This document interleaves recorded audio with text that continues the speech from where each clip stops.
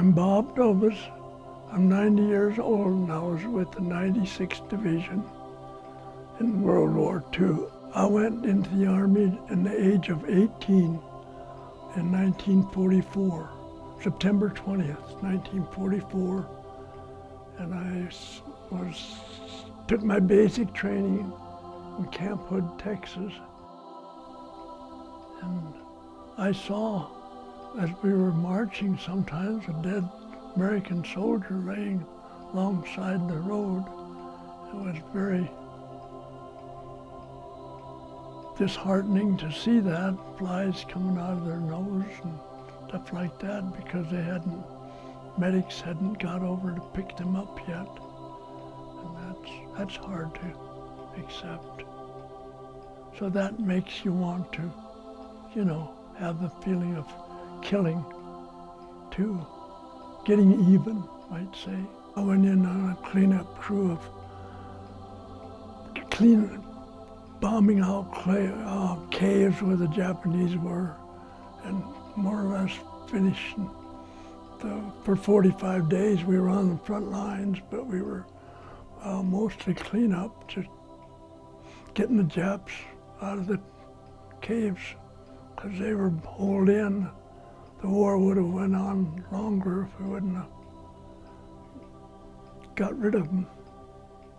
Those chargers are kind of I suppose about 12 inches square and they're really dynamite, and they're about 4 inches thick. We carried them on our shoulders, and then that was later when we dropped them in caves. And it was like dynamite to blow the caves up. And we did that for, like I say, most of the operation after the first initial shooting them. I just remember having the hate for the Japanese. It was drilled into me, and I couldn't kill anybody now, but that was years ago, and but like I say, the training gets us into that mode. In this war on Okinawa, I received a Bronze Star for throwing a hand grenade at some Japanese. It's a star that's given to people that are brave. I didn't know I was brave. It was like I said, I was doing it because I felt I was either going to be killed if I didn't get over there and kill them. But not many people receive this award. It's called Bronze Star because it's bravery in action. It wasn't too much of a whole cave then. It was just kind of a build-up dirt, and they were in there, and there was a little rifle fire over our heads. We were about 50 feet from the Japanese where we were pinned down. I just raised up and threw a hand grenade over and then ran right over right afterwards and saw them they were wounded and finished them off with my rifle. It's kind of emotional because you think back on it. I'm a killer in a way, And like I say, I couldn't kill anyone now, but back in that time, it was drilled into us. And you can see why you would want to after they bombed Pearl Harbor and stunk ships. And the Japanese had planes that were, a pilot would just be what they called Kimazeri or something. They'd just go on ships and just to kill themselves so they could kill other people too. That's the way they were. I can feel some remorse from when I first got on the front line to see one of the fellows just a little ways over from me getting killed, one of my buddies. And it's sad that we have to have wars, but that's the only way you can do to some people when they're wicked like that.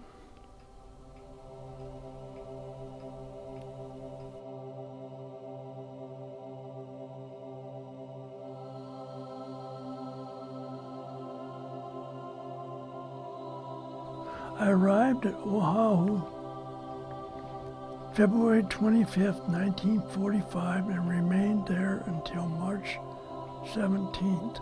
I reached Saipan March 24th and got off the Rockingham ship March 27th and went to the hospital with measles. The 29th and got out April 11th. I work in a mail tent sorting mail for 2 weeks and left Saipan April 27th aboard the ship Gosper. I arrived at Okinawa May 1st and remained in the rest area there until the 9th. Then I went to the front lines. I was at Conical Peak where I saw my first action.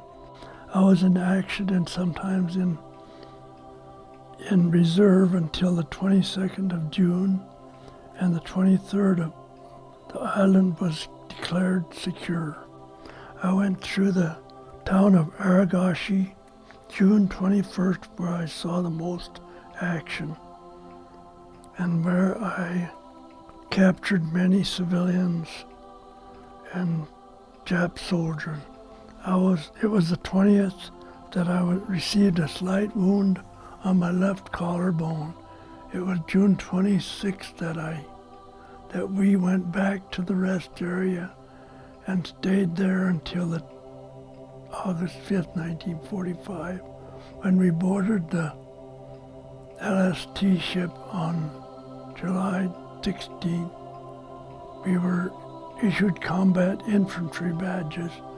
We left Okinawa August 8th and arrived at Manila Harbor August 12th and on to Mindoro, where we arrived August 15th.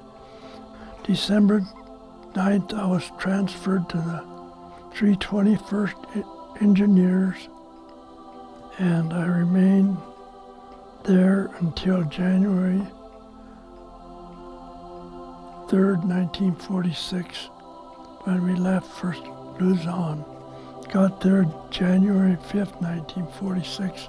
Then I left for Luzon. Got there January 5th, 1946. I came back to the U.S. in March of 1946, arriving home on April 2nd.